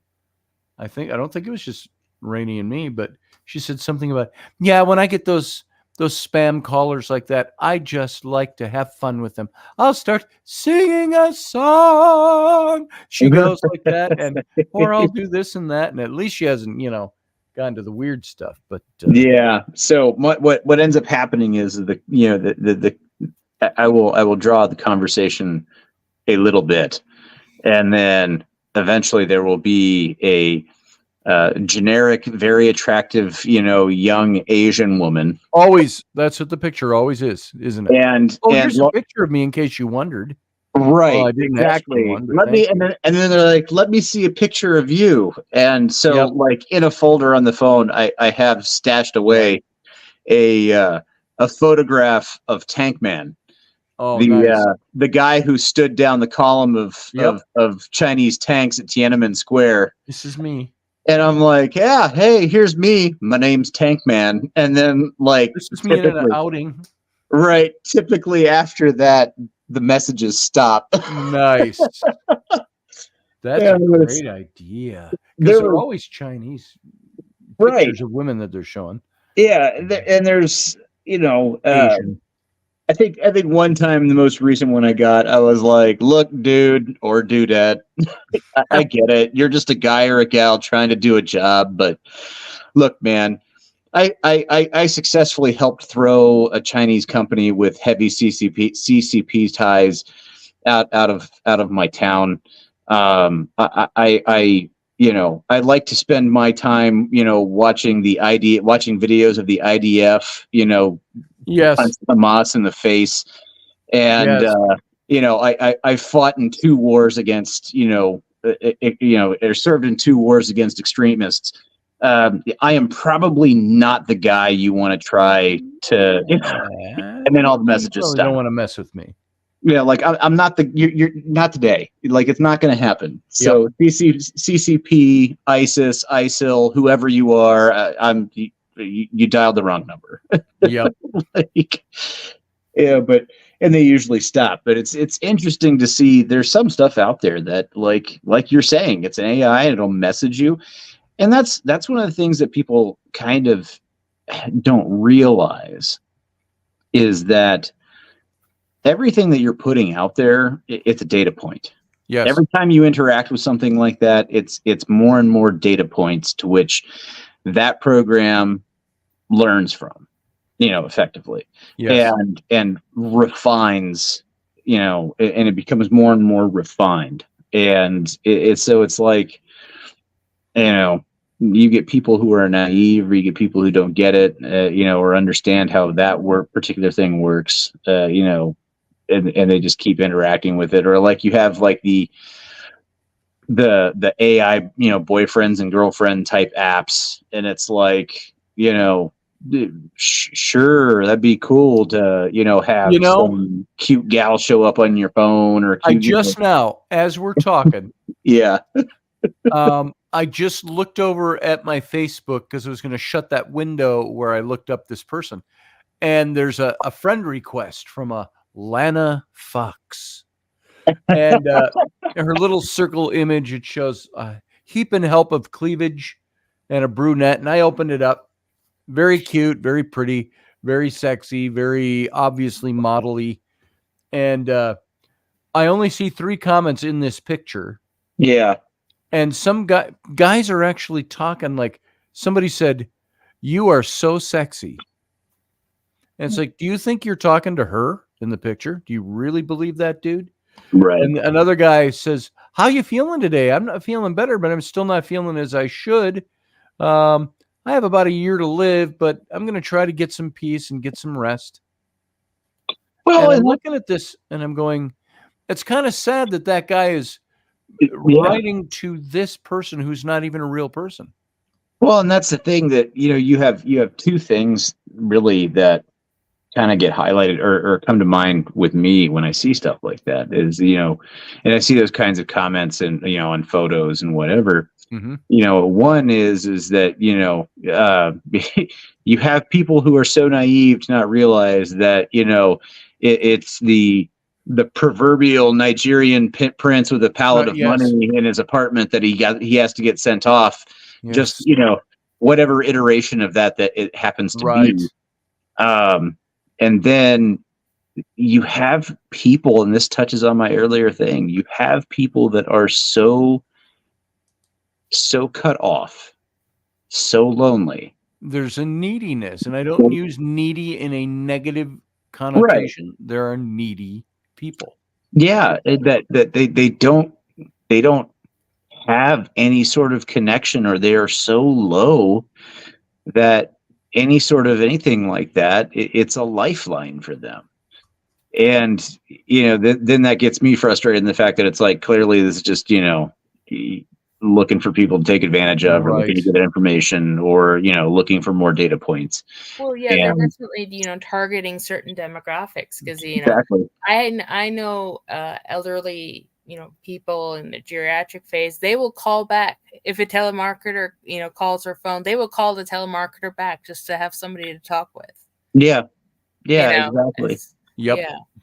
So, I had a 20-minute conversation with a telemarketer today about I was sitting there, I was eating lunch, and there was other things going on in the house. Kids are home, spring break, Right. So I just went down to the bedroom, and I turned on the TV. I'm sitting on the end of the bed, and I'm eating a piece of chicken. And some guy calls. I'm like, damn it, somebody's calling me while I'm eating chicken. And I click hello, and I did not recognize the number. Hey, Scotty, how you doing, buddy? And I'm like, and I get more of these like this now. Yeah. And I'm like, hi, what can I do for you? Well, I'm from such and such financial loan place, and are you looking for some capital? And it's like, first of all, you're talking to me very familiar, but my thing with him, and he was arguing with me. I was going to say, look, I talk to you guys 10 times a day. You call me. Right. And I said, just please remove me from I said, nothing personal. I said, good luck with what you're trying to do with your job. I said, but please remove me from your call list. Well, can I tell you about this thing first? And no, I said, no, not really. Well, why? I got this and this and this. And somewhere in there, he said, I won't take no for an answer. I said, how about this? No. And he just kept pressing and pressing and pressing. And he goes, well, you're obviously interested because you've been on the phone with me for 10 minutes or something. I go, I'm only on the phone with you to see how far you're going to take this at this point. And I said, the answer is still no. I said, any company that calls me with a blind number, well, it's not blind. I said, you're routing the number. Well, that's an industry's number or something. And I go, I don't care. I said, you're calling through a number that says it's right here across the river from me. Yeah. And I said, in that area code, St. Paul. And I said, on top of that, there's no caller ID. I said, it doesn't tell me who you are. I said, on top of that, I said, you've got me on an auto dial. I said, so when I pick up, there's a pause because you got to grab the call that answered. And I said, those are three things that are rules for me. If there's any company that calls me trying to sell me anything and they use any one of those three, any combination of those three, I won't do business with them. Right. And I said, so there you go. I said, it's no, nothing personal, but no. But now, well, I don't think you're actually right by doing that. And the guy, and he was obviously right by doing Asian. He had an Asian accent, whatever that might be. Yeah. They always go, Scotty, hi, this is John, and I'm like, John, or Steve. They always come up with something like, my name's Jacob. It's like, oh, that's your missionary name, isn't it? So, missionaries called you that, didn't they? Well, and it's like, so it sounds bad because you don't want to place judgment on things, but it's like there's also like that, stereotypes are stereotypes for a reason. Yes. Like there's certain things. This is how this stereotype of these callers happens because it's always it's like, dude, just hit me with your given name, man. I don't care. Somebody said to me something about when I was talking about there was the case. Remember that guy several years ago now who in Chicago, he followed somebody who was a white guy and he followed a black kid in a hoodie that was in his yard and shot him. Trayvon Martin. Trayvon Martin. Yeah. Trayvon Martin. Yes. And we were talking about on the radio show about stereotypes and profiling. Right. And I said, let me tell you something. I said, I'm not a cop and I don't do a lot of profiling in that sense. But let me ask you, I said, where do you think somebody gets profiled? What creates a profile? What creates a stereotype? It's not because there was a red-haired, bearded, kilt-wearing Scotsman in my front yard at midnight. That didn't create the profile. I said it's Right. that somebody created that profile and gave it those characteristics. Young black men wearing hoodies in the neighborhood. And I said that stereotype or profile item came from somewhere. And I said, Right. somebody made that. And it wasn't just some angsty, racist white guy behind a desk. I said, it's because the overabundance of cases involved a profile type that was like that. Yeah. And I said, using my Scottish man, I said, if there was a whole proliferation of crimes committed at homes being raided by pale white, red-haired, red-bearded Scotsmen wearing kilts late at night, that would be the profile. Watch out for the red-bearded Scotsman in your yard. And Right. I said, that creates the profile. It's not about racism. It's about who creates the profile. Who At creates some point, though, it ends up just because of how people's brains work. You know, Yes. it ends up basically becoming an assumption of. It becomes associated with, you know, and it's not right. It's Yes. just literally factually what happens. And you know, it's tough. You have to work past stereotypes, and Yes. you know, and then it's one of those where it's like, okay, well, if you have a stereotype of something, whatever it is, right? Yeah. You kind of gotta make an effort to not fit a stereotype. That's Yes. why I don't walk Yes. around in, you know, A New hoodie at night Balances and cross with people's yards. well, you know, I also, you know, I quickly learned that, you know, hey, I should not keep an ultra short haircut and walk around with New Balances and, you It would know, show your swastika tattooed on your head. well, not even You did that. something like that, but like, Right. so in the military, we have stereotypes of like the kid that's fresh out of basic training, right? And you can Oh, tell who they sure. are because they're the guy that's in the issued PT shoes, which are typically like New Balances or Asics, because you know Yes. they get a good government contract deal. They're wearing the same faded like light blue jeans and then like a black T-shirt. It's like, oh, here's the For me, kid it was fresh out of seeing, basic. All the guys had a basic Marine Corps basic. They wore like 501 jeans or Wranglers and Yeah. the Wrangler snap button cowboy shirts. Right. All of them, and big cowboy hats. By the Yeah. way, this just came across my wire. My daughter, Bryn, Mm. she put up this little post that says, "My toxic trait is that if they open Jurassic Park, I'd still totally go." Yeah. That's classic.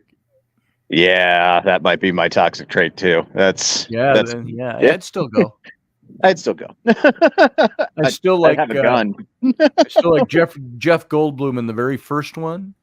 I loved it when they're sitting in that car and the dinosaurs don't show up and it starts raining and the windows are fogging up and all that.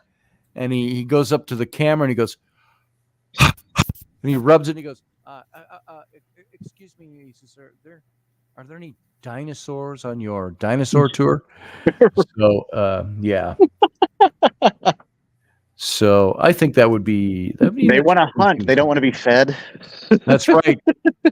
And it's, you know, what was his I always liked you know, he always had that stutter thing he did. Yeah. And his little life finds a way. So your scientists were so busy trying to figure out if they could, they never thought to stop to think if they should. they should.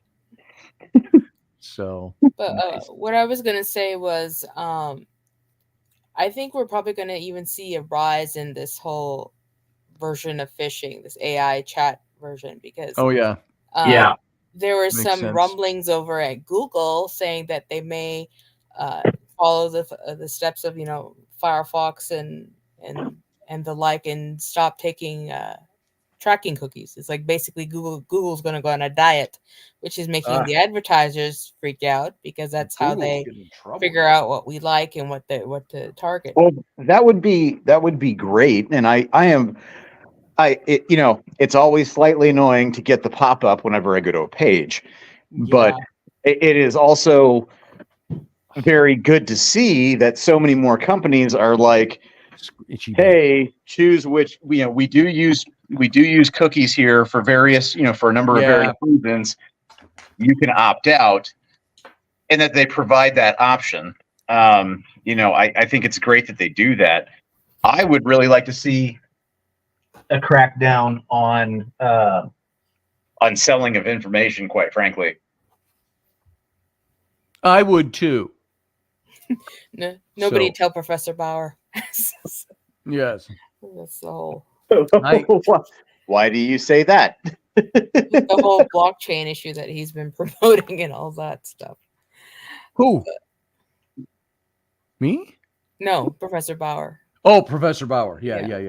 So, blockchain information, digitizing yourself completely. You're invoking his name too late in the program. Right. Yeah. Well, I only said it twice. I didn't say it 3 times. He can hear you. He can hear you. And Beetlejuice. I think he waits till the last 8 minutes of the show. So. But so. I saw him comment. Given a lack of personalization, I mean, do you think that would also be a not good thing, because you're going to be stuck with generic crap that's supposed to be appealing to the entire audience, no matter how different people are? Yeah. I mean, the lack of personalization, having something that's completely tailored to you versus, something that just gets by. I don't need the internet to be tailored to me, to tell you the truth. Right. It's like I like to go. I shut down ad stuff all the time. Like, it's like I just no. Here, you can tailor your ads to fit your needs. No, I'll even when I'm like I have like YouTube. I pay for premium because I watch shows on YouTube. I did when I was convalescing from my heart surgery. Yeah, way back. We're talking 7 years ago. I would pay a little bit extra to get the ad-free things, because it was like when I was watching YouTube and I was watching a political show or political commentary, it was like every 4 minutes. Literally, I timed it. They just did. There's been more ad time than there is show time. And right. I thought they're doing that to try to force you into, well, if you're not going to buy our premium, we'll just make sure you get 54 ads this hour. Well, and it's funny that you said that, because I did do YouTube Premium briefly. So I could download some stuff for a video I was working on for the Air Force Ball. Sure. And, because you can go on there and you can actually download the whole video as a file, and then you can do whatever with it. And I was, once my subscription ended, I didn't renew it, though. He's right there. He's hiding in the background. Okay. Yeah. It's like, what? I noticed that there was a massive uptick. That was weird. Yeah, it was. I noticed a massive uptick in the ads that I would get during videos that I watch after I canceled my subscription. And it's like, what the heck, guys? Yeah. Uh-huh. Yeah. And but they I wouldn't be surprised if there was some sort of thing like that where it's like, I'm sure there is. Oh, okay. Oh, they're not on premium. We've sent them a couple ads for premium. They hit cancel. We got a record of that. Just load them up with ads. And it was so frustrating and annoying that I paid I think at the time it was like $11.99 a month for premium, and it's about the same now. I still pay for premium. So yeah. And I may get it back, because there's, not to sound paranoid or anything, but I kind of want to I want to download all of the all of the meeting videos from the from when I was fighting against Fufeng Oh, as source documentation for the annual histories, because it's like people take, we had a whole thing in North Dakota here recently, relatively recently, where a North Dakota, I don't know if he was governor or senator of some type or whatever, big wig politician dude, passed away, and they basically immediately deleted all of his email, like his whole email, profile. delete his account. Right. No, I mean, that's like exactly what they did. They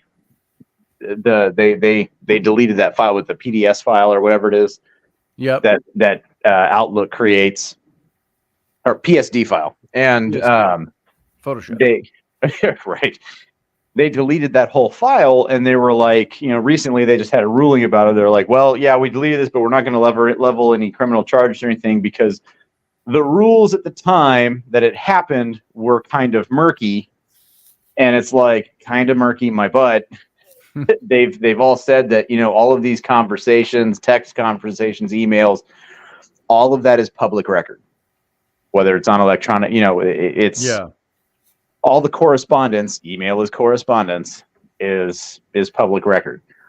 And, anything made through an official phone or official email. And, so it's like, well, the last thing I want is these guys deleting this so that somebody doesn't go back and see how they treated the members of the community who were speaking out against this, because they didn't treat them well at all and were very dismissive. And one guy was who is convinced in his own mind that his shit doesn't stink and he smells like roses. Right. And he pontificates very much that way as well. When he speaks, it's he made some comment about how, like, this isn't Hogan's Heroes where you have a whole network of, and it's like, really, guy? Like, you don't know what you don't know. And actually, one of the people who was in the group had a custom T-shirt made that was a Hogan's Heroes T-shirt. Nice. Then he would wear it to the meetings. It's like, oh god, nice. That's funny. But it's like, you have people doing that, and then they're like, well, if they want to get anything, they'll just drive in a white van with, listening equipment. All they got to do is just drive by the base in a white van. And it's like, you need to stop watching TV. Yes. Because it's not like, the dragnet in the back of the panel van. John Ward, when we were doing a radio show, we got into politics. He'd always go, just a moment, Scotty. Langley, are you listening? Right. Yeah, exactly. I think at one point I actually had I forget where I was living at the time, but I was in an apartment, and I set my router name to something like FBI listening van. Yes. Or something like that. It's like, nice. Is there some of that stuff? Yes. Is that where it's at though today in terms of what's done? Primarily, no.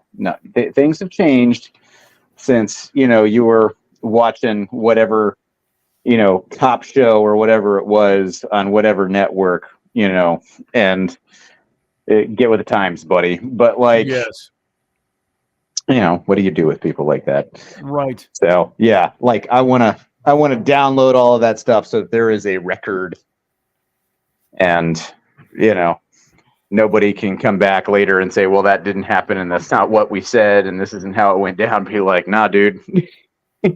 Right. I got the whole database. I was just thinking, wasn't one of the really early science fiction forays into robots and sex and stuff like that involved that was Westworld, the original, the Yul Brynner, right? Westworld, way yeah, back. Directed by Michael Crichton. Yes, yes. Yep. Oh yeah. And then of course they did the remake of that, which was really well done. Oh yeah, that was done amazingly. It was interesting though that like the man in the black hat, Ed Harris. Yes.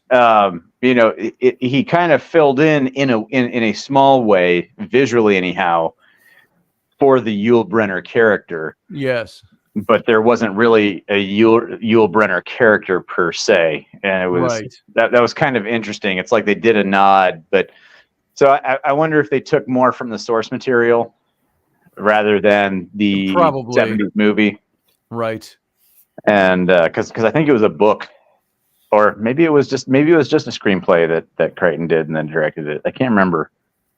But yeah, no, even in that, and it was one of it's like one of those things where it's like, look, hey, you got these androids, and you can do whatever, you can live out all of your wildest fantasies without, any sort of fear of repercussion and things like that. You know what was weirdly sexy, if you don't mind me saying it that way?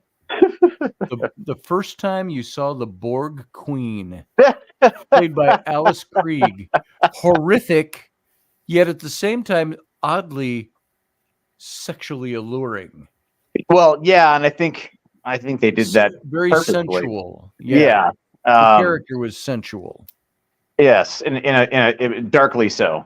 Yes, very darkly. It's funny that you mentioned that because I recently saw a meme of sheer brilliance, and the only kind of thing that a Trek fan could produce. Nice. It was the Borg Queen. Is a photo of the Borg Queen. It's just the upper torso and the spine, like when it's coming down to connect into the body. And it said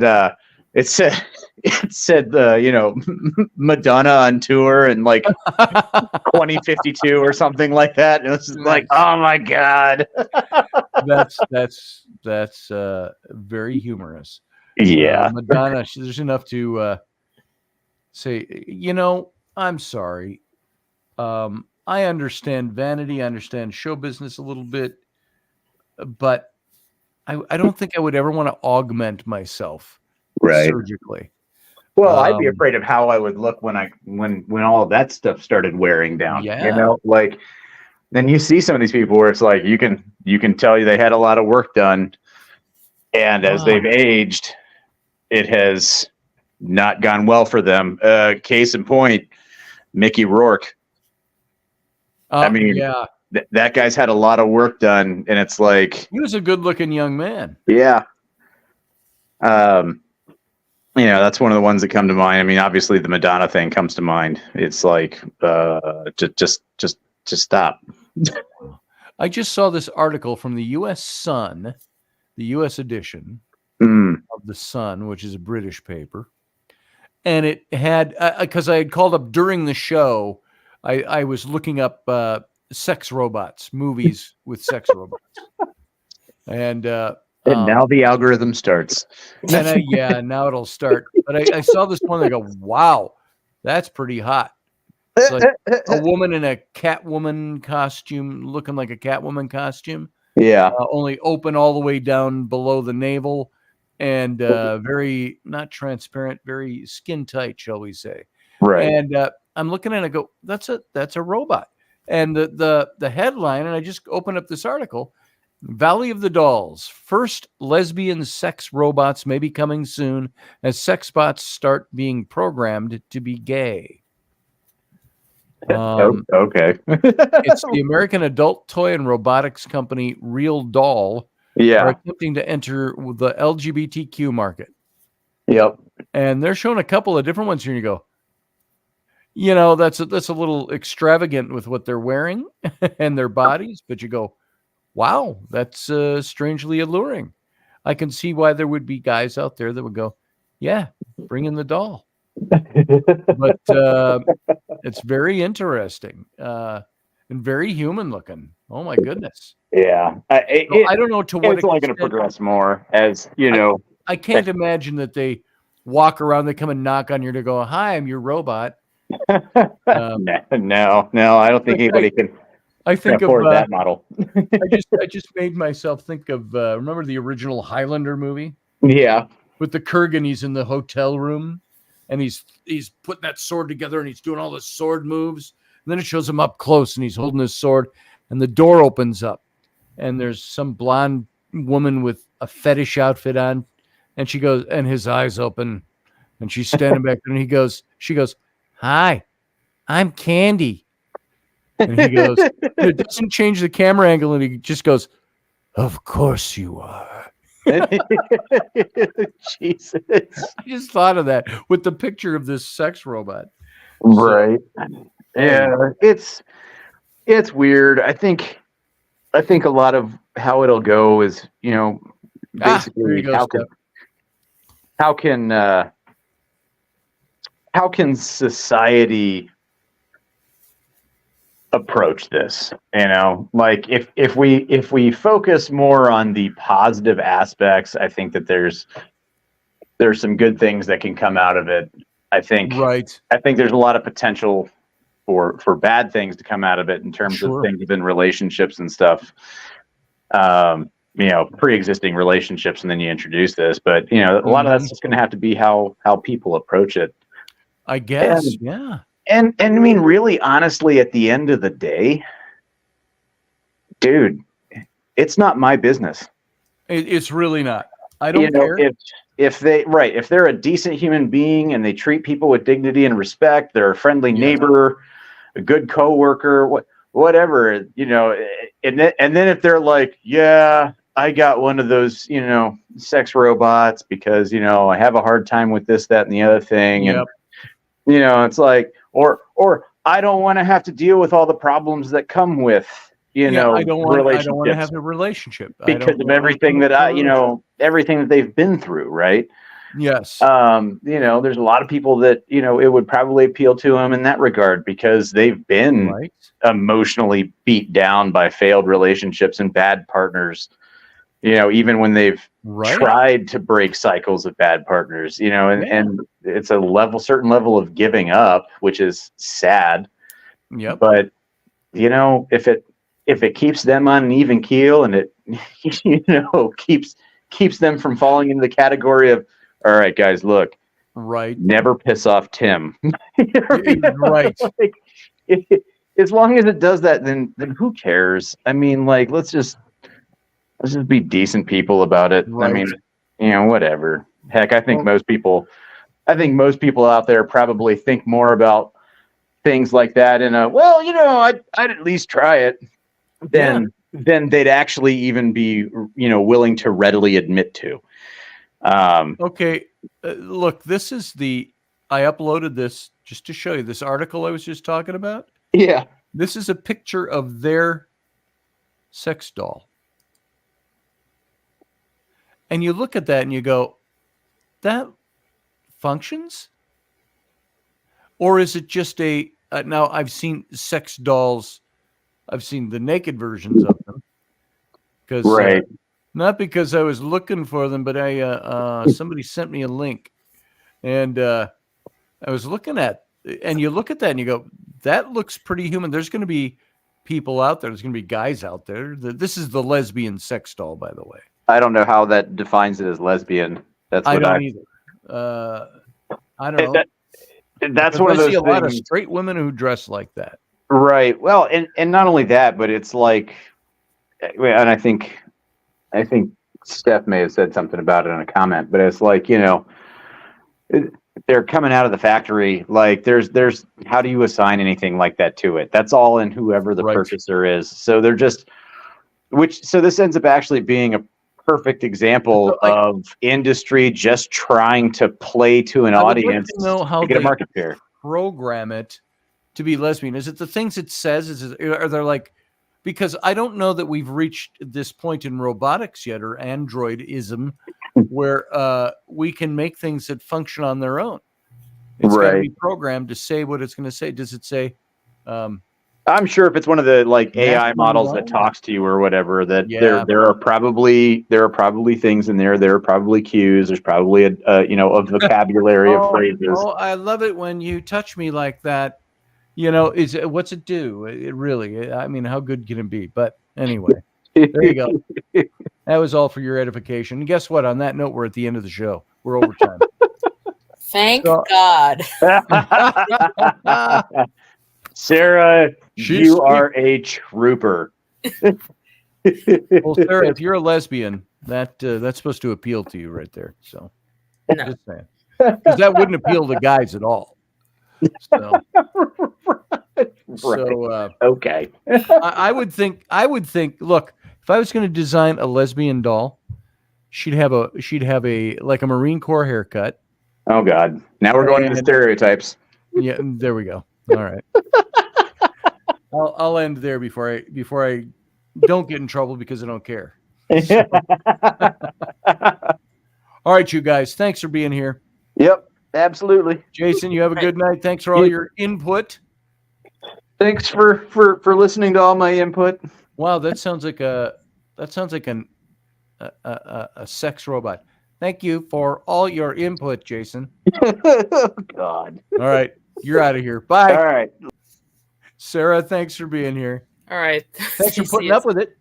Yeah, I missed out Friday's show. I said, oh, he finally talks about something I Oh, want it's to a talk fun about, show. and I missed it. It was a On fun show. We had a Spirit fun after show too. So Yeah. all right. All You right. go to bed now, young lady. All right. Sure. All right. Thanks. Sure. Yeah, thanks. I think that was like a no, I don't think so. So you sound like one of my daughters. Hey, good night. Time for you to go to bed. No, not really. It's spring break, Dad. So see you, Sarah. See you. Bye. All right, everybody else. Thank you for being here. Thanks for being part of the show. Thanks for sticking it out. And we'll be back on Wednesday. And I don't know if we'll be back with Robertson tomorrow or not. We've been out for 3 weeks. Wendy's been down for a couple of weeks. So we'll have to see what's going on with her. Keep her in your mind and your prayers. I'll let you know. There'll be an announcement if we do a Robertson tomorrow. If not, I'll see you again on Wednesday. And until then, all of you, you know what? Live long and prosper.